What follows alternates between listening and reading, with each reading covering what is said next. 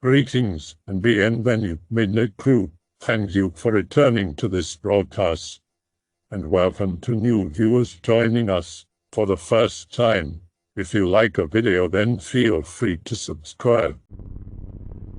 Okay guys, so this is a story from a camping trip at private property my friend's dad owns in Truman Lake in Missouri. I'm going to be switching between Greentext for what happened and for context of location regular text. I'm doing this on mobile and I don't post very often, so forgive my shit abilities at it. I'm also going to post pictures of the area that I took on my most recent trip there.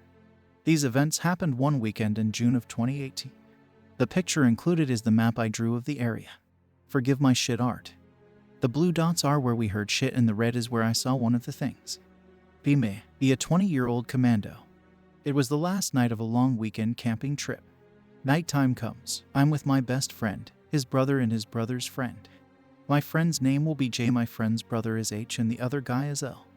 H had drank and smoked a lot of vodka and pot and was puking his guts up, so me and J bring him to the small cabin we have out there to sleep. J eventually gets drunk and goes and passes out in his Jeep. L and I sit by the fire talking about creepy shit we have seen with ghosts and other things that can't be explained. Around midnight I was finally getting a buzz and L was getting crossfaded. Me and L's conversation gets interrupted by a loud sound coming from where the blue dot by the cabin is. Then we hear footsteps around the two dots right of the fire. Freaked out, we listen and don't hear anything for a few minutes, and we keep talking. 10 minutes later we hear what sounds like small children running around the blue dot where my car is parked. Last picture was the area to the right of the campfire. This was the area where the campfire is. Me and L are getting a bit spooked, so I grab my wasser and load it up and put on my electronic hearing protection.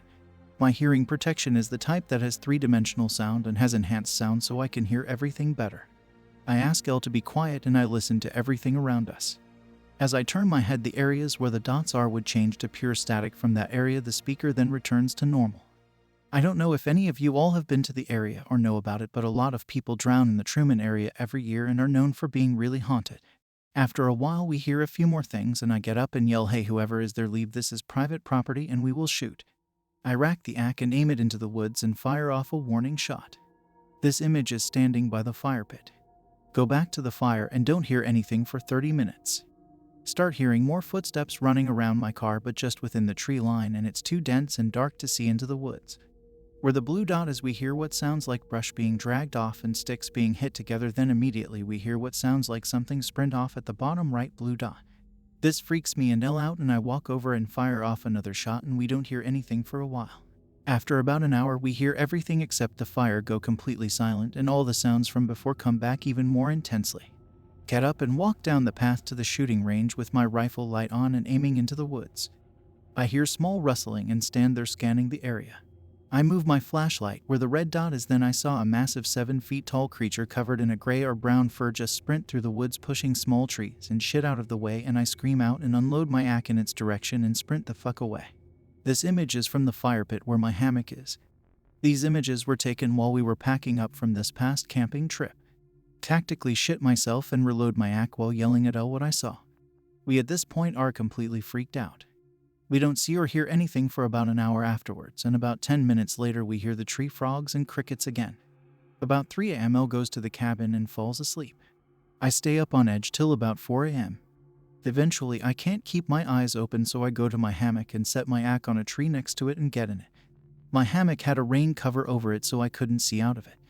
Laying down about to drift off, I notice I don't hear anything at all again and smell a dank musky odor, and suddenly a sense of dread washes over me and is wide awake. Hear heavy footsteps slowly walking around my hammock, as well as the tiny childlike footsteps. Freaked out and about to shit myself from fear. Hear what sounds like someone dragging their feet along the rain tarp. Look over and see the rain tarp being pushed in. Know that if I move or make a sound I am dead.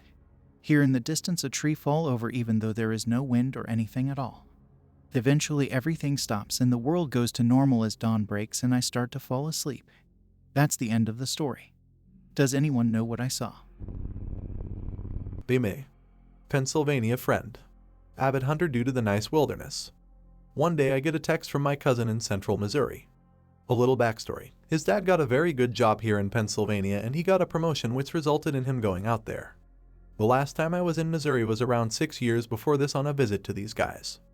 Basically, my cousin invited me to go to the Ozarks on a hunting trip as we haven't seen each other in a while. A few weeks later we arrived. After greeting my cousin we drove around the woods and stuff. He brings his friends along. We went back to the house after a few hours of driving around and we heard back to their house. My cousin's house is off a back road and has a few buildings on the property. One 2-story home, one guest house which is really just a cabin and a few sheds. Next we go on a morning hunt. I really didn't see much other than a few deer. On our way back, however, we spotted a fast-moving animal off the trail we were using. Cousin slams the brake on the ATV we were using. A friend points it out. After a moment of confusion we realized it was nothing but a mountain lion. Went back to his house, relaxed for the rest of the day. By nightfall we went out to go camping in the wilderness. Has a cabin on the slope of another hill. Reaches the cabin by 6 p.m. We enter and set up beds and shit. Me, my cousin, and 2 friends of his which we will name Jack and Nate. The next day we do some exploring shit, but keep guns on us. Reach the top of the hill. Overlooks a valley. Decides to move down the hill into the valley. We brought along camping supplies with us in case we were to camp. After a few hours of hiking Jack insists we rest for a little. My cousin wants to find water and shit. Starting to get dark so we plan to camp on a creek bed. While finding a creek I hear sticks cracking about 100 feet behind us. I think it's that mountain lion from earlier. Pulls out my M9. Sees something big running across the path. Black, same size as a bear. But it was stalked, built like the lion we saw earlier. Tells the group. They just say keep moving. Listen to them but keep my pistol out. Reach a creek bed. Looks like a pretty good spot to make a camp. Jack and I set up tents while my cousin and Nate gather wood. Goes through a brush line to take a piss. My cousin and Nate come back from gathering wood. They say they saw the same thing I had seen earlier. They said they were on a hill and saw a little dip below them. They also brought out that it appeared to have horns. WTF.exe. Well, we caught some fish and even got a rabbit. Eat that then head off to bed. Wake up due to what we hear is thunder. Starts to pour. Walks out my tent. Sees the thing across the creek. Thing howls. Reminds of a coyote but deeper. Friends wake up. Jack pulls out his 270 and takes a shot. After Jack shot at it we ran. I could hear the thing howling over the winds. Make it to the cabin. Slam the door. Stay in the cabin overnight. Get back to the site. Tents tore up, everything tossed around. We get back to his house. I head back to Pennsylvania. What the hell did we see? I know that mountain lions are rare in the Ozarks, but I've never heard of some bear cryptid. Hey, X, figured I should tell my story here. I'm from a small town in Missouri, in the Ozarks to be specific. It's a great vacation country if you're ever wanting something scenic. Though to be honest, Yellowstone is probably a better investment unless the Ozarks are closer. Anyways, since most people in my town are stuck in the 70s in terms of tech, I figure they won't find out about this. Ever since maybe the 50s, we've been having some troubles in our town. And no, I'm not going to tell you which. It's probably better that way. Regardless, I'd be a bit more specific, but people are just so vague and tight-lipped. I never really understood that. But, near the woods where our town is, adjacent to a lake and stream, there's a bit of marshland that has some caves that go into a mountain. Keep in mind when I say mountain, I really mean big fucking hill. Luckily for all of us, it's kind of out of the way of most tourist spots. But, ever since I've been little, I've been told not to go there. Basically everyone I've asked has just said that the area's dangerous, unstable, has a lot of sinkholes, etc. Well, that was good enough for me, till a few years ago, at least. Some tourists had decided to hiking near there, and basically everyone they talked to said that that was a bad idea. Told them the same things they told me. The ground was unstable, there were sinkholes into cave systems, etc. Well, they didn't listen. And let me tell you, these guys were hardcore. There was a group of 5 of them, and all of them were really badass nature lover types. They had equipment, high-end camping gear, camelbacks. I think most of them must have been ex-military. A few of them even had mountaineers' kits with picks and stakes and rope. And yes, we do have a few climbing spots out here. I really thought nothing of it myself when they set out. I figured they'd take care of themselves and go about their business. That was until they didn't return for a week. They'd set out with supplies to last about 3, maybe 4 days. They'd been gone 7. Most people in the town were upset, saying that they might upset them or cause another swarm to happen. I really only overheard this from the older folks. Most people under 40 didn't know what was happening either. We were on the verge of calling for the Rangers when two of them stumbled back into town. They weren't in good shape. One was covered in what looked like bug bites, and the other was worse. I'll call them Red and Blue, since they were wearing red and blue. Red was the one covered in bug bites, and Blue was the one he was carrying. There was something terribly wrong with him. He was all gray, and I could swear I could see his skin crawling. I distinctly remember his moans and how thick, blackish blood dribbled from the corner of his mouth, leaving a trail of the shit on the streets. For a bit of context, I work as a clerk at a small mom-and-pop shop directly across from our clinic. I came to see this spectacle during a morning shift, where I'd heard the burning rubber across the street. Being a small town of about 600 to 800 people, we have a real help your fellow man attitude. So, I approached the sound to see the spectacle before me. They were just about to get into the building when Blue started vomiting. I myself was exiting the store and approaching them, intent on helping however I could. So I could see everything clearly. Blue's vomit was chunky. It was like blood and a tan liquid marbled together, with balls of what looked like sponge. Red stopped and set his friend down at the noise. He was carrying him on his back, and seemed to recoil. Blue retched again, but this time, a swarm of wheelbugs came out. It was the freakiest fucking thing I've seen. He kept vomiting, and it was like I could see his body shrinking. I ran back inside after that. I heard sirens shortly after, our town's sheriff. I hid behind a few shelves and could hear a commotion. A few shouted words, "HellBugs," mostly. When it stopped, I looked back out and saw the sheriff and town pastor standing over Red and Blue. They both looked like they'd been half-eaten by some kind of wild creature, though Blue looked more like Swiss cheese. The pastor had a mask on. It looked like a painting respirator, and was drizzling what looked like a flask of holy water on the corpses. They caught fire. I was just numb at that point, not nauseous. I did puke a lot later though, and even now I have to take breaks whenever I imagine those balls of flesh. It's been a few months now, and a couple people have gone missing since then. I looked into the town's history anywhere I could find it, and found out that there have been bursts of people going missing over the course of a few months. Always in the fall, which was the time my story occurred. But not every year, once maybe every 8 or 9. Come to think of it, I can remember a few kids going missing at school along with a known Discord mod who was thought to have taken them to that marsh. Does anyone have any idea what's going on in my town? What might be in that marsh? I've never seen wheelbugs act like that before. And I've been bitten by them before. It was like something out of a fucked up horror movie. So I'm asking all the Missouri Anons here. They me. From Georgia. Live in bumfuck nowhere, so when I joined the army and was shipped to Fort Leonard Woodwood near Rolla, it wasn't a huge deal to me as much as the city slickers. Be on family day. Nothing to do, so try to drive to Osage Beach with my dad. Make a wrong turn. Bumfuck nowhere. All of our signal was gone even though we had almost full bars like a minute ago. Nothing on this road until we get to the end. Dad looking for a place to turn.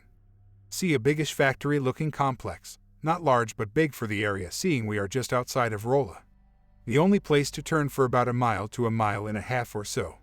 Gates open leading to gravel driveway thing. We pull in and I notice something. Medical equipment everywhere.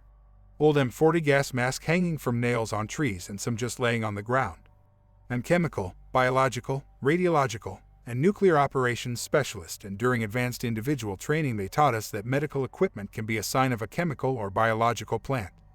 Place looked forgotten and plants have crept up the walls. No cars, and no noises to signify people. We are turning around and I look up 2 people standing in the second-story window. One with a M40 gas mask on and one with what looks like an exterminator suit with a rebreather. They are filming the car. Thank God it was a rental. My dad is a super confrontational Marine, so I didn't tell him what I saw because I knew he would get out and confront them. We head back our way and I push it to the back of my mind.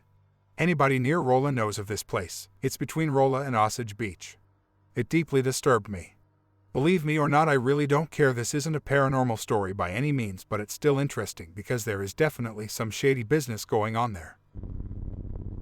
Not particularly scary, but it's the only remotely paranormal thing I've ever experienced and tripped me out for a while when it happened. Thanksgiving 2019. Driving to my aunt's place in the Ozarks in southern Missouri. Gray and rainy the entire day, no break in the clouds at all that I can see in the entire 6-hour drive.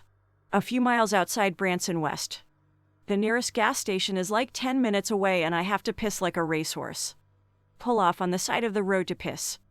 Off chance a cop will see if I do it right next to the road, and small town cops in southern Missouri are friends and would definitely get me slapped with an indecent exposure charge. Walk about 50 yards into the woods looking back every 10 steps to see if I can still see my truck. Opens up to a small clearing, maybe 10 feet across. Notice I don't smell the rain anymore. The ground I'm standing on is dry. Look up. Not a single cloud in the sky. Freaking out because nothing out here should be dry when it's been raining for 2 days. Turn around and book it back to my truck. The sky is gray and everything is wet when I get back. Risk it and just piss on the side of the road. The rest of the day passes without incident. Slept walk lightly when I was younger, 4 to 7 maybe. Moved with aunt into literal fucking head plantation home in Sedalia, Missouri. It's old, dirty, and my aunt, who knows what a spirit feels like, immediately knows she got a haunted house for the next 3 years. Closes off back staircase meant for slaves so they wouldn't be seen. That's where the energy came from the most. Gives me a room with a closed off staircase. The second staircase leading to the attic emanates darkness. It's an old home so I can feel when people step above me in the attic as plaster would fall down. The year my uncle was in jail, I remember hardly anyone went in the attic alone. One night while watching The Walking Dead on AMC, like the 3rd or so episode that had aired, I just felt heavy footsteps above me in the attic, slow, lumbering, and making a huge mess on my bed with all the dirt that's falling. Silence. I digress. Wake up downstairs where no one ventured at night as it radiated evil. Darkness and isolation felt like a different dimension. My aunt is laying in bed as per usual with her door open. She claims I ran down the stairs laughing in the middle of the night. She ran after me because she knew the downstairs wasn't safe for me at night alone. I'm standing in the dining room. She's turning on all the lights as she goes. I face her and begin to cry. She grabs me and takes me upstairs to my bed, making sure to leave all the lights on as she went back. I have no memory of such an event. A few months ago, 2 friends and I were going on a road trip from the East Coast to the West Coast. On Route 70, friend 1 is driving. We're over halfway through Missouri at around 4 in the morning, 100 miles or so from the western border of the state. I'm awake and friend 2 is asleep. The towns are getting further and further apart. It's dark outside so we can't see very much, but we start noticing that the ground is getting flat, as we are seeing lights from towns that are miles away from us. We weren't expecting the ground to be this flat until we drove a good distance into Kansas. Everything is widely spread out and we're both getting confused, so friend 1 tells me to go to Google Maps on my phone to find our location. The GPS on my phone says that we're still on Route 70 in Missouri, in an urban area, passing by exits and restaurants beside the highway. This is obviously incorrect. Friend 1 isn't able to give me his phone to check the map because he has an old flip phone. We wake up friend 2 and tell him to check the map on his phone, and he tells us that he's seeing the same thing. Both of our phones start glitching, and they suddenly turn off at the same time. Neither of us can turn them back on. Something is totally wrong. The area is far too rural and we should have already passed through Kansas City. The sky gets a little bit lighter and we notice that there's farmland as far as we can see on both sides of the highway.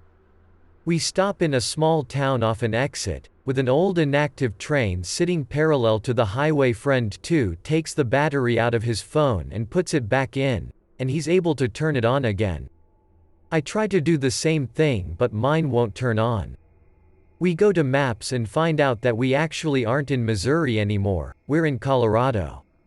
So at some point in the last 150 miles or so, we crossed the border of Missouri and Colorado. The problem is that this border doesn't exist. Kansas is in between the 2 states. Which means we entirely skipped Kansas somehow. We stand outside of the car for a minute trying to figure out what the fuck just occurred. Friend 1 says, "Wait. Do you hear that?" We hear a faint, distant whistling. I recognize the melody. It's Moya by Godspeed You. Black Emperor, which is the last song we were listening to. Hours before this whole thing started. Friend 1, Friend 2, and I get the absolute fuck out of there. Just 12 years ago, I had moved up to the Ozarks in southern Missouri.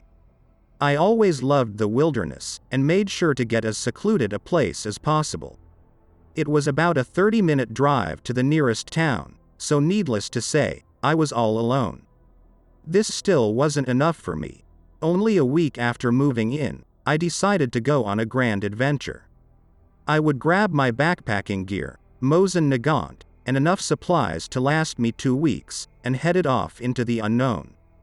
My goal? To venture as deep into the Ozarks as possible. I would come to wholeheartedly regret this later. Despite being slowed down by my brush and general wilderness, I was an avid backpacker, and could travel nearly 20 miles a day. On the evening of day 2, I had set up my camp on a small ridge overlooking a forest. After starting a fire and eating my MRE, I decided to go to bed. It was only about 7 p.m., but I was exhausted after my day of hiking. As soon as I hit my sleeping bag, I passed out. I awoke, 6 hours later, to an animal's howl. The thing would not shut up, and let me go back to sleep. I checked my watch, 1:10 p.m. After about 5 minutes, I gave up trying to fall back asleep. This is when I focused on the animal howls itself, and realized something strange. I had no idea what this was. As previously mentioned, I was an avid backpacker, and could recognize many animal calls from my time in the woods. The thing sounded like an amalgamation of many different animal calls. While laying there, I thought that it sounded like a combination of a wolf's howl and an elk's bugle, with, strangely enough, something akin to a hyena's laugh every once in a while. I was a bit spooked at this strange howl, but concluded that it was something only native to the Ozarks that I hadn't heard before. After about an hour it stopped, and I fell back asleep. The next day I packed up my belongings and started hiking again. I had all but forgotten the strange howls from the night prior. Around 4:30 that afternoon, I decided to find a place to set up camp. I came across a clearing about 50 feet wide and 80 feet long, rough estimate, and decided that this would be a fair place to camp. I took off my pack and started taking out my tent, when I heard rustling in some brush about 40 feet away from me. I looked up, saw nothing of note, and quickly went back to what I was doing. Then I heard the howl from the night prior, with a particularly long hyena-like cackle at the end. Startled, I looked up, and saw a cat emerge out of the brush. The problem is, this cat was the size of a bear, had horns and glowing red eyes. Its fur was black and its build stocky. Panicking, I grabbed my rifle and fired all my ammunition at the beast. I don't know if any hit with the thing, but if so it didn't care. It bounded across the field at an extraordinary pace. When it got within an arm's length of me, I hit it with the butt of my rifle, dropped my rifle, and ran. I left everything behind, keeping only the clothes on my back. Terrified, I covered 60+ miles in a night. I got back to my house, locked my door, and collapsed. After I awoke, I immediately got to work looking for a new house. I eventually moved to Connecticut. Screw the gear, I'm never going back to the Ozarks. June 2016. In Nawid's road trip with Burger Uncle and Burger Uncle's friends. Going up random roads, usually terminating in hick cabins, trash trailers, or, very rarely, well-built houses. Tinted glass on black Yukon hides the number of people inside vehicles from locals. We usually back up and leave shortly after finding the end of the path. A few roads just trail off into the bush.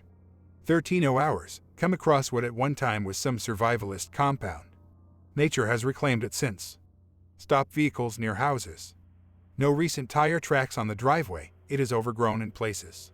One lone sentry post stands sentinel at western point of the house, spotted a rifle mounted on a tripod on it. One friend, let's call him Barry, maintained a watch on it the entire time we were there. If someone popped up in that tower, we were going to burn rubber out of there. 2 other similar structures have long since collapsed. CCTV grid set up around the side of the house facing us. All camera armatures have been smashed long ago. Nearly every window, door, ingress point into the house that we can see has been smashed in. House has undoubtedly been ransacked by copper thieves, salvagers. Looters can tell that much without even leaving the vehicle. A few other assorted structures are scattered throughout the lawn, all are in various stages of disrepair. Burger friends partially rolled down windows to take photos. I was no smartphone at the time, and wasn't packing a Kodak for this run either. Mike opens the door to take a look around. Burger uncle tells Mike no. Door closes again. Loud thump from door shutting. No change in immediate vicinity. Photos and recording done. We back up and leave.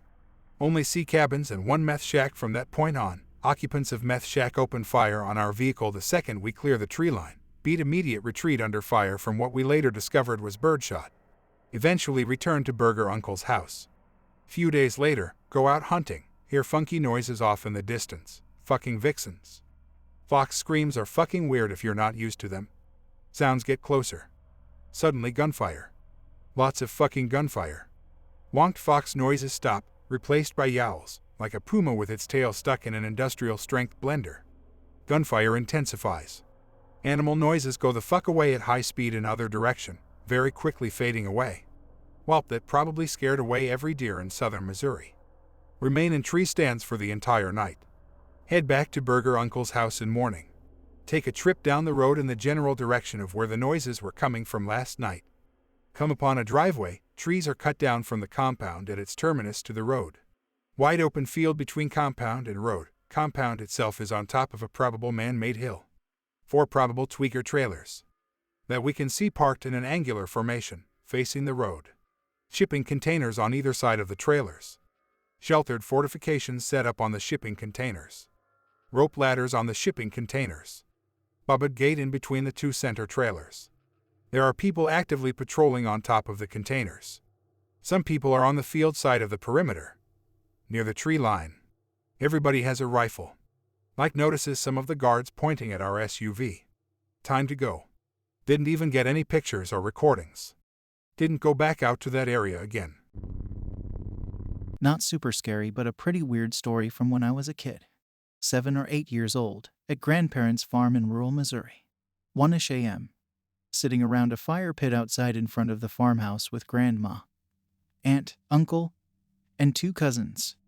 Grandpa is extremely sick inside with some kind of liver problem. Suddenly I have a strange feeling of being watched. Simultaneously, my aunt and I turn our heads to look into the house, and we both see a young man who looked eerily like my grandpa standing in the doorway to the kitchen staring at us with a blank expression. The man turns around, walks into the kitchen, gets something from the fridge, and walks towards my grandparents' bedroom. My aunt and I both freaked out, asking if anyone else saw him. Nobody else did. Adults go inside to make sure Grandpa isn't out of bed. Nobody is inside but Grandpa, and he's asleep.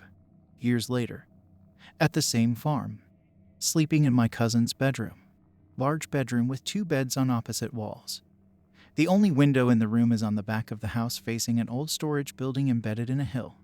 I'm in the bed with a view of the window, and my cousin is in the other bed on the same wall as the window. Wake up with a slight headache, toss and turn trying to fall back asleep.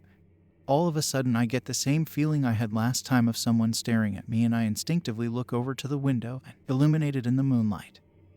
There's the pale face of that same man looking over at me through the window with an intense stare. I scream, waking my cousin up. She tries to figure out what I'm screaming about and sees the face in the window as well. As soon as she spots it, the guy flies backwards into the woods. Didn't sleep that night and begged to go home in the morning. Later on, I found out that a farmhand had self-ended himself in the shed off to the side of the house before my grandparents owned the place. There's still a hole in the roof of the shed where the shotgun blew through. I am 61 and am experiencing the very first Mandela Effect of my life. Here's the story. In November 1988, I was living in a suburb just south of Kansas City, Missouri. Early one morning, I felt what seemed like an earthquake. When I got to work, everyone was talking about it. A trailer full of explosives at a construction site had been blown up. The cause was unknown in a small town about 30 miles southeast of Kansas City called Warrensburg, near Whiteman Air Force Base. The blast was so big it was felt for almost 50 miles in several directions. There was a big investigation and the contractor was guilty of all kinds of negligence and so on. But nobody died and everyone forgot about it after a bit. I was researching this blast the other day and found that the records of it are completely different from what I recall. The story is of a construction trailer full of ammonium nitrate, as per the original story, but the location was in Kansas City itself, about 8 miles north of where I was living, and there were 6 people killed, including firefighters. There were 2 fires that were set as a diversion for a robbery, and the perps had no idea the trailer was loaded with explosives. There was a big memorial service for the firefighters and a very public trial for the perps that made a lot of headlines. This didn't happen. Nothing like this happened. I lived in the area from the mid-'80s until the mid-'92, and this was the only explosion in the state that shows up in any news reports. So it has to be the same incident. But all of the details are different now. So, I called 3 different people I knew that were working there at the time, at the old Richards Jebwar Air Force Base just south of Kansas City, and they all remembered the incident about as well as I did, and recalled waking up to what seemed like an earthquake and more to the point that it was a construction trailer east of the city in either Warrensburg or Sedalia. Further east. I have a paranormal childhood story. I was 12 or 13 years old living in St. Louis. My grandfather died and left my dad his house in super rural Missouri. My family moved into the house. My dad was a serious cocaine addict and we couldn't afford to live in the city anymore. The house was old and spooky and the closest neighbor was like 3 miles away. There even was a family graveyard that all my ancestors were buried in. My family has been in Missouri since the early 1700s. My dad started getting serious withdrawals and would pace around the house and literally beat the shit out of me whenever he saw me. He would also beat my mom so badly I honestly thought he would kill her one day. I spend most of my time walking around in the woods to avoid my dad. By the end of the summer my dad was over his withdrawals, although he had started drinking pretty heavily. I started school and life was pretty good. Fast forward a few months and my brother comes back from Iraq. My older brother was always my best friend, but the desert completely fucked him up.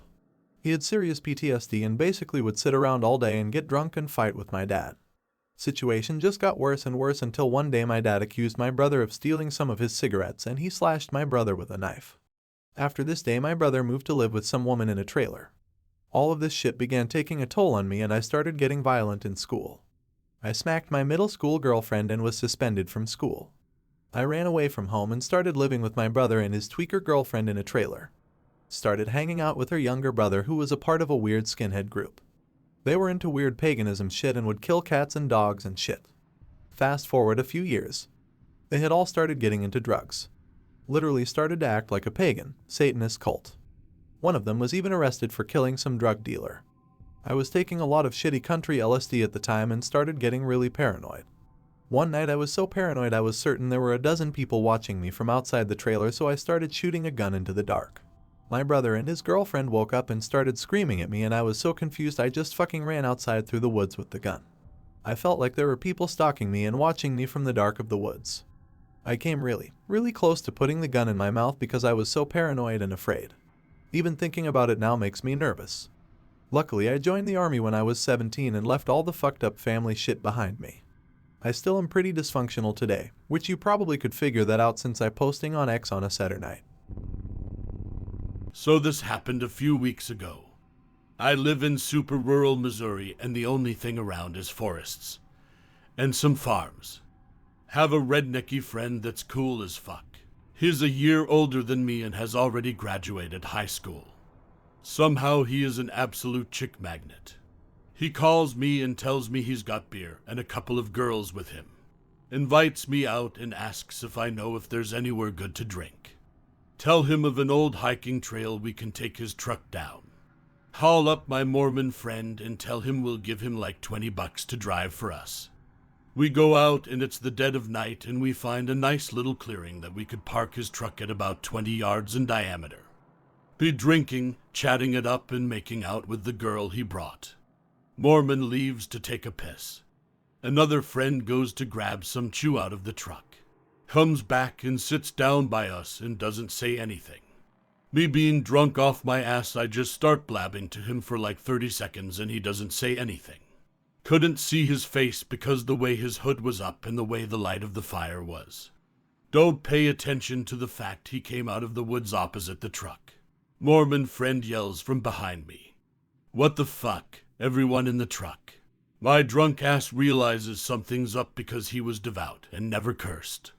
Do a quick scan while I jump up. Mormon friend is aiming for my redeck friends he keeps in the truck at the group. Tactically shit myself and instantly become sober because now my mental warning sirens are going off because something definitely is going against my instincts. There's an extra fucking person here because my other friend was still in the truck getting chow. One girl was slow to get up and asking questions. Grab her arm, yank her up and throw her towards the truck. Peel out and the dude was just quietly sitting with his back to us. I checked to make sure everyone from the party is in the truck. I know it's not as spooky as what people usually tell stories about on here, but it still scares the fuck out of me. Anyways, that's my story on how I got cock-blocked by what could have been a skinwalker. Have you guys ever heard about that guy in Virginia or wherever who was really disfigured so he only walked at night? We had a guy who was sort of like that, but no one knew who he was or if he was even real. Dude's an urban legend when I'm growing up. Tiny town in Missouri. Good old boys woohoo. Always hearing stories about a guy who wanders out around an abandoned farmstead near the edge of town. Apparently if you go out there at the right time you can see him. Senior year my brother takes me out there with a bunch of his friends. We're in friend A's pickup and friends B and C are in the bed with us. Everyone's pretty buzzed. Friend A pulls off at the spot. Creepy old falling down barns and shit. Time to go exploring. All of us get out and start going single file toward the barns. Super dark so we're walking close. Brother is a dick and wouldn't bring flashlights. Get to the barn. Friend C starts asking where B is. B is right there. C keeps saying to whoever was behind him to stop being a dick. Friend A, no one was behind you, man. Friend B, yeah, I was ahead of you. Friend C says someone was definitely walking behind him. He looked back at them but it was too dark to see anything. Assumed it was B. Everyone collectively gets this super bad feeling. We made our way back to the car. Everyone is super paranoid. Peel out of there and don't talk the whole way home. Living in shithole in Missouri at the time for about 4 months. The closest neighbor is 4 miles away. Staying with a couple I know while trying to figure my life out. They own 5 dogs that just sort of wander the property. I get to walk the 8 miles to the closest town to look for work a few times a week. Internet wasn't a big thing at the time and they only had one car to use for their own needs. Often end up walking home in the dark. One night I'm walking home a couple hours after sundown and start to feel a bit anxious. Discover after a while that I'm picking up on a distinct rustling noise coming from haulers nearby. Pick up my pace. It does too. Now I feel like it's important to note here that Missouri is covered in hills and hollers about as far as you can imagine, and I figure by this point that I'm being followed by a wild dog or something, probably making a home out of one of the cave entrances nearby. Not exactly the best situation since I didn't have my knife on me, but not anything to be really bothered by yet. Start making my way uphill, following the curve of the road. I think whatever it is got bored and wandered off for about half a mile before I turned around on an impulse and see it. Sort of looks like a tree on the side of the road at first. Then it looks at me. Now I don't remember exactly what I was thinking at the time, but if I hadn't pissed in town I might have needed a change of jeans. That kind of weird shock feeling where your whole body literally feels ice cold for it and the rest of your body just goes limp. Anyway, I am already running. I don't really know how long I stood and gawked for. Just know that at some point I was breathing really hard and my legs ached. I finally reach my friend's property line and am instantly greeted by a couple of the dogs they own. Turn back to look in the woods. Nothing. Zip. Realize I ran for nothing. Nothing behind me, no sounds aside from dog barks from the family pack. Go back inside and try to play off my acting like an idiot. It works. Nobody knows how dumb I am. The next day one of the dogs is found dead at the bottom of a holler with half its face missing. I still think about that shit to this day. Moved to Iowa a few weeks later. Never going back to Missouri. Happened when I was really little, I think 7. At a friend's house. It started storming really bad out of fucking nowhere in the middle of summer. Missouri weathermen can't predict shit ever. So now I'm stuck there in a severe storm, so we just play in his room. He was huge into army toys, so we've got little toy guns and a stupid fake walkie-talkie thing. It had like 8 buttons with holographic pictures of army dudes on it. Each button played a different dumb sound from a crappy Chinese soundboard that was in many toys of the like. Even little 7-year-old me knew the thing had 8 predetermined sounds and would never work as a real walkie-talkie, but for some goddamn fucking reason after about 10 minutes it stopped playing the pre-made sounds and seemed like it was actually picking something up. A really deep raspy voice, so static-y that we couldn't understand it. We both noped the fuck out of the room and played PS2 instead while trying to ignore that shit just happened. The Missouri Spook Light. The setting is unimpressive. A gravel road lined by trees and weed-choked ditches connects Newton County in the southwest corner of Missouri with equally rural parts of Oklahoma. This is County Road E50, better known as Spook Light Road. And something that is impressive happens there often. The Spook Light, found south of Joplin, Missouri, is a glowing orb the size of a basketball that floats down the road from Oklahoma. If you're sitting in a car waiting for the light, it often dances on the hood of the car, winks out, and reappears behind the car like it had gone right through the cab. The locals say this happens a lot. Roberta Williams, from nearby Carthage, Missouri, has seen the spook light. And she knows it's real. It was before midnight, she said. It was like a big, huge ball with a yellow glow and it went right straight through our car. I just screamed. According to local legend, 2 Quapaw Indian lovers, chased by warriors and an angry father, jumped from a cliff into the Spring River and died. The spook light is supposedly one of the young American Indians walking this quiet road searching for their lost love. The light gained prominence when white settlers moved into the southwest corner of Missouri in 1886, but the local American Indians reported seeing the light in the early 1800 seconds, said historian Virginia Hoare of Seneca, Missouri. People have seen the light ever since. The U.S. Army Corps of Engineers studied the light in 1946, but couldn't find the source. Explanations range from gas escaping from the abundant shale in the area, to refracted automobile headlights, to UFOs, and ball lightning. Northwest Missouri State University physics professor David Richardson planned to investigate the spook light with colleagues in 2011, but the EF5 tornado that struck nearby Joplin 2 months before the study put it on hold.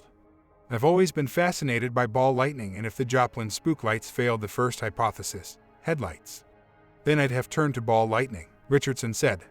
Having a place that regularly produces ball lightning would be awesome to study. If in fact the location produced it. Ball lightning in nature is, as of yet, unexplained, although it has been created in the laboratory. Regardless of what causes the light, it's there. Locals have seen it often, including Hoare.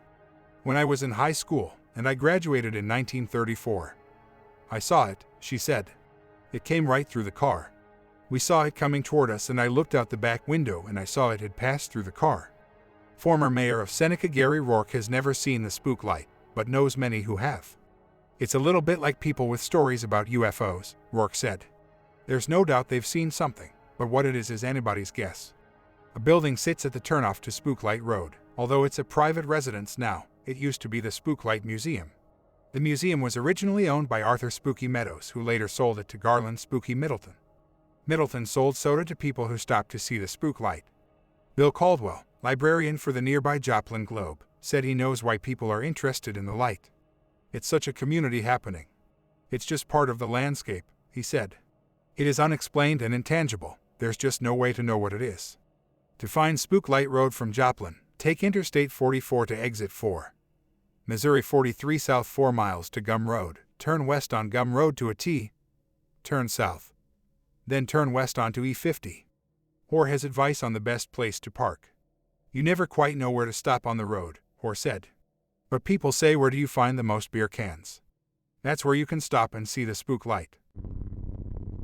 The Beaman monster of the Kansas City, Missouri area is said to be some sort of hybrid primate. Overview: Russell Homan, an 81-year-old native of Sedalia, said that the legend of the Beaman monster can be traced back to the 1900 seconds. His father had told him a circus train got wrecked in the year 1904. Several animals used in the circus shows were aboard. During the train crash, a 12-feet-tall gorilla had escaped. Many people believe that the Beaman monster was really the offspring of the escaped gorilla. Holman relates that one of his uncles residing on Glen Road had told him about a hunt that happened in his cornfield during the late 1950s by people carrying all sorts of shotguns to catch the Beaman monster. It seems like they revive that story every 50 years.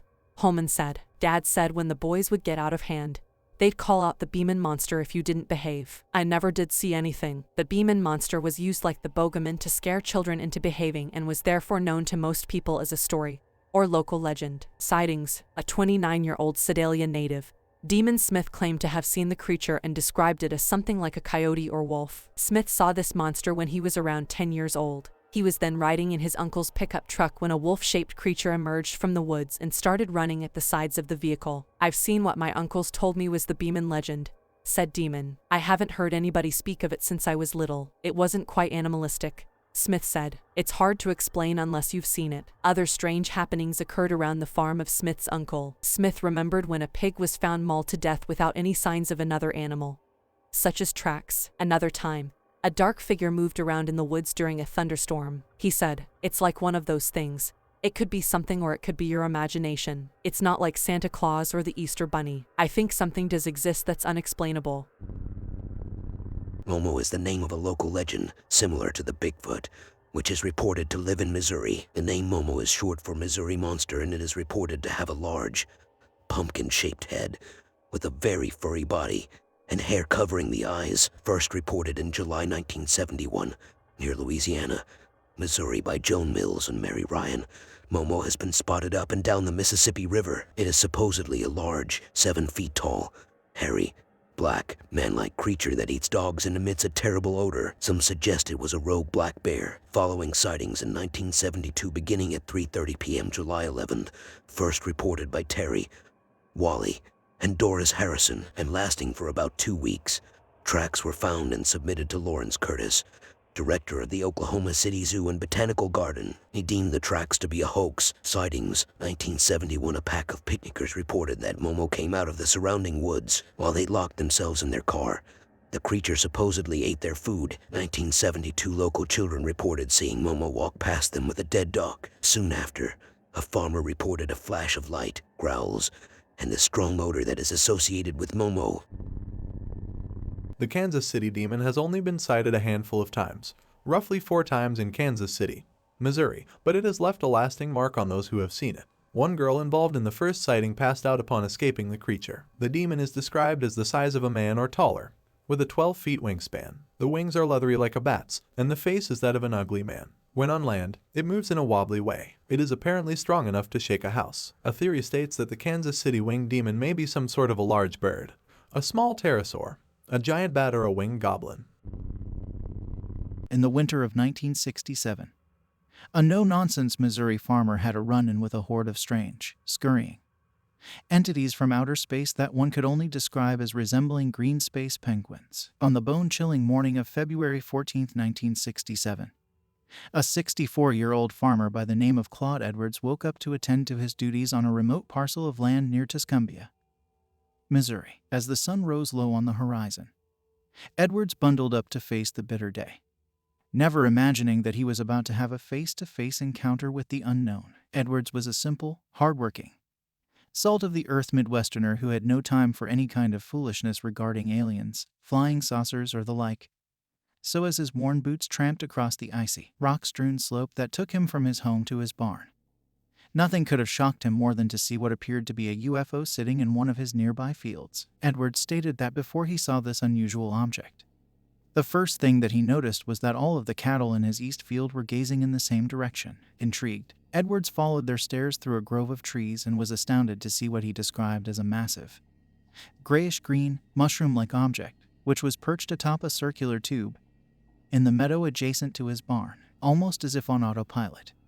The farmer continued to the barn, his eyes never leaving the UFO. He set down the feed bucket he'd been hefting and latched the door shut. With his barn secured, Edwards then turned back toward the peculiar object occupying his field, and that's when he saw something he would never forget: a group of tiny, strange creatures hastily swarming beneath the object. Edwards estimated that he was separated from the odd entities by about 70 feet of land, 2 wire fences, and a smattering of cows. The gutsy farmer was not pleased by the fact that his cows were being spooked or that his property was being trespassed on, even if said trespassers happened to hail from out of this world. The farmer, no doubt fueled by a combination of curiosity and adrenaline, climbed the first gate and started walking directly toward the ostensibly alien interlopers. As Edwards reached the second gate, The diminutive creatures began moving in an even more agitated fashion. Edwards would later describe these miniature monsters as being approximately 3 feet in height and having a grayish-green complexion much like their ship.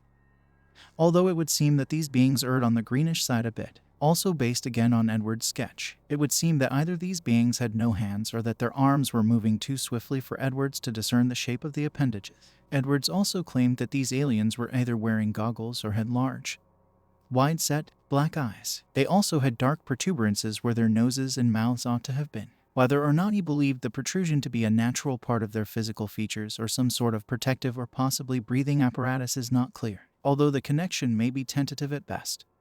When hearing a description of the Tuscumbia aliens, it is difficult not to have it invoke memories of an encounter reported by a pair of Finnish lumberjacks in 1971. The allegedly alien life form that they ran into on that wintry day near Kangaskilla was a small, almost lighter than air creature, which would come to be known as the Kinula humanoid. This being was said to be clad in a green-colored protective suit similar to the creatures that Edwards bore witness to.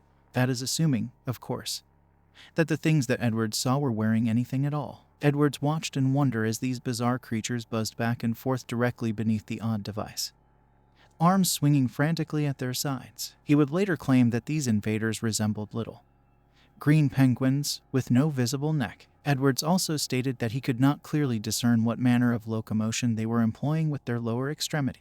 At this point, Edwards, like any primal man defending his property minus weapons, picked up a pair of bulky rocks and approached what, at this point, he was convinced was a UFO. In fact, Edwards would later state that his intention was to use the rocks to throw at the device and puncture holes in its side in order to prevent it from taking off. As the farmer got within 15 feet of the mushroom and the energetic entities, he was abruptly stopped by some sort of force field. Edwards claimed that he could neither see nor tangibly feel it, but that the pressure the invisible barrier emitted was unmistakable. According to Edwards, "I thought I was going right up to it. I got up there and there it was. I just walked up against a wall." It was then that Edwards, who would eventually sketch the domed vehicle, got his first good look at the soundless, glinting vessel. He would later describe the metallic surface of the vehicle as being smooth and seamless, even going so far as to compare it to shiny silk. He estimated that the curved top of the craft was about 18 feet in diameter, and nearly 8 feet at its apex. The stem-like tube that was supporting the object was evidently made of the same material as the dome top and stood not much higher than the beings beneath it.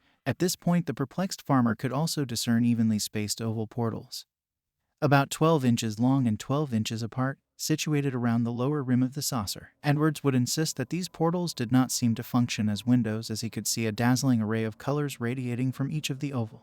The colored lights oscillated as if they were spinning behind the portals. Edwards described the craft. The object just looked like a big shell, grayish-green looking outfit, and underneath there were oblong holes where the lights were coming out. They were so bright you couldn't see when you got up there, as if a color wheel was turning inside the thing. Anxiously, this rugged man of the land backed off about 10 feet, then hurled one of the rocks he had gathered at this immobile object. The rock bounced off the imperceptible barricade noiselessly and landed on the ground.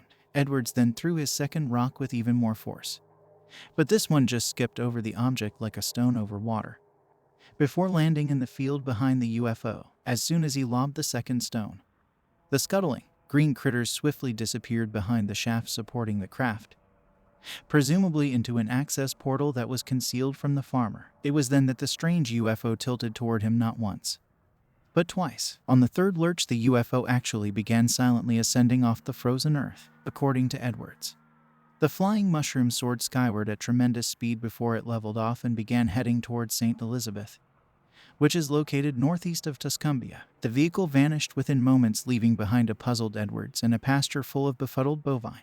Edwards later encapsulated his fantastic encounter for UFO investigator Ted Phillips. "The whole thing took over 5 minutes. Maybe 10. I have never seen anything like it. It looked like shiny silk or something. I couldn't tell. I was going to tell though if I could have hit it with that rock." One detail that would seem to add a stroke of veracity to this admittedly bizarre account is the fact that Claude Edwards was a seasoned man of the land who stood gain very little, except for the ridicule of his peers, by admitting to this potentially harrowing event. In fact, when Phillips was introduced to Edwards through his brother, the farmer refused to utter a word about the incident until the young researcher pledged to protect the farmer's anonymity. which he did until Edward's death. Phillips described his first encounter with Edwards. When I arrived at the farm, we visited for several minutes, gaining his confidence that I wouldn't reveal his name or location until his death. He didn't like talking about the sighting at first, but became more comfortable as we discussed the weather and farming. I asked him to relive the event in real time, and we began on his front porch, which faces the large barn near the landing area. The fact that this farmer never tried to squeeze an ounce of publicity from his strange Valentine's Day experience has led many investigators to conclude that there would be no motivation for a prank on the part of Edwards. In further support of Edwards' claims is the uncanny trace evidence left behind in the field where the UFO had landed. Phillips, who arrived to interview Edwards not long after the events in question, was able to photograph the effects this UFO had on the field, including the spot where the support tube had met the soil. Phillips explained, "When I arrived at the site, the traces were still quite visible. It was 1 meter in diameter in a slightly irregular circle where the shaft had rested. The soil was extremely dehydrated in contrast with the surrounding soil. This would be the last encounter that Edwards ever reported with these peculiar space penguins and their mushroom-shaped UFO. But I'd say it's a safe bet that has stepped out of his modest home at the crack of dawn to begin his work every morning, that he never did so without looking out at that field with some apprehension, and perhaps just a bit of anticipation." This is from Grandpa while he was at a cabin we own out in rural Missouri. Posted it a few times. Staying at the cabin to do maintenance stuff over the weekend. Highway right next to it, but cut off from property by trees, barbed wire, and a gate that is closed sometimes. Otherwise surrounded by forest, and cabin is basically on a hill. Sleeping in the cabin room with the front door facing the highway. Door in the room leads to an incredibly tiny, shitty porch. Think 5 by 5 square or something similar. Porch is high in the air with no railing and entirely concrete. Has concrete steps going up to it, also without railing. Steps crumbling apart with weathering. Essentially, this porch is a nice way to fall to your death. People always use the back entrance that has a large porch area with benches and fire pit because of this. Also because everyone that visits already knows our family anyways. Anyways, back to sleeping in a room with the front porch door. Past midnight, the door starts getting knocked on, it stops. What? Who the? Can't look out the door because it has no windows in it. Don't want to open it either because there is no screen door or anything between it. Try to look out the window near it. You can't see shit. Go back to sleep, whatever. Knocking again. Eventually I get annoyed. Grab a gun before opening the door. No one. What? Okay, back to sleep. Happens again a few times. I think it also happened at the door on the back porch, but basically every time he checked there was nothing there. Someone once suggested it might be a bear or animal, but that front porch is just too dang small, and the steps up it are narrow as fuck.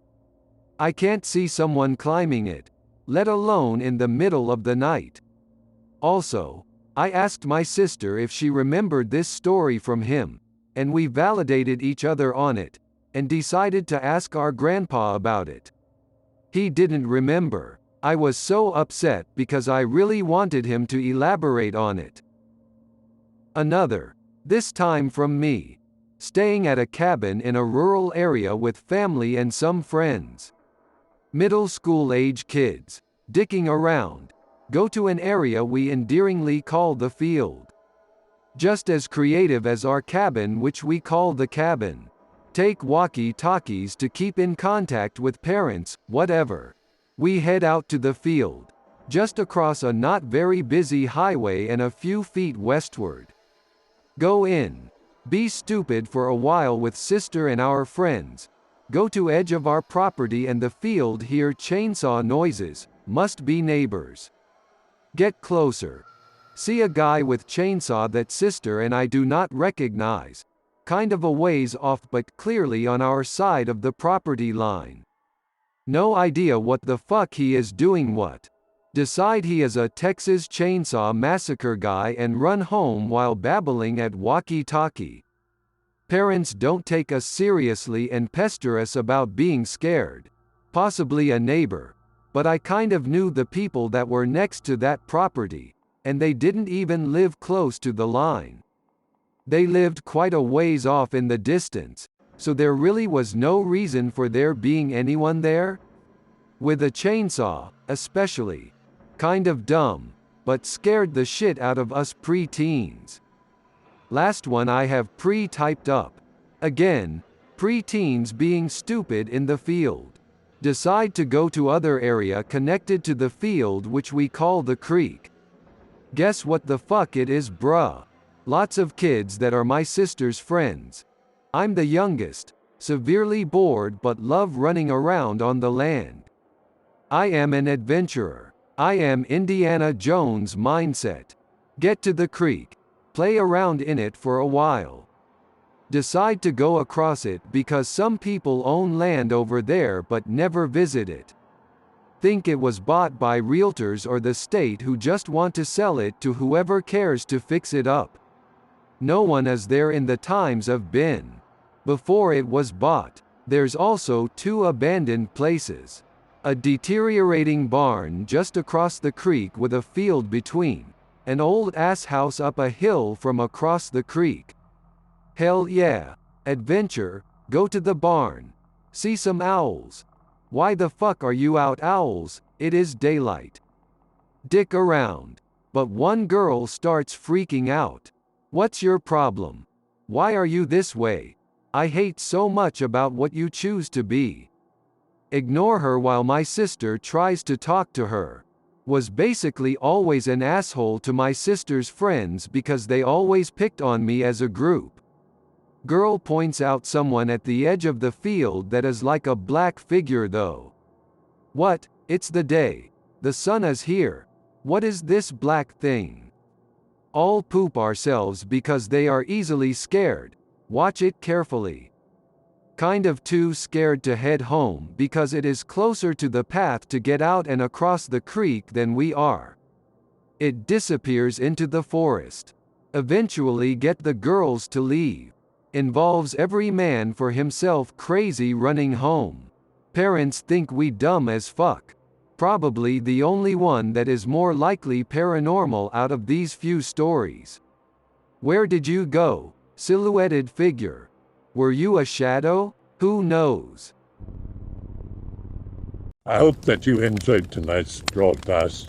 If you enjoyed tonight's story, then please subscribe to the channel as more green texts will appear daily.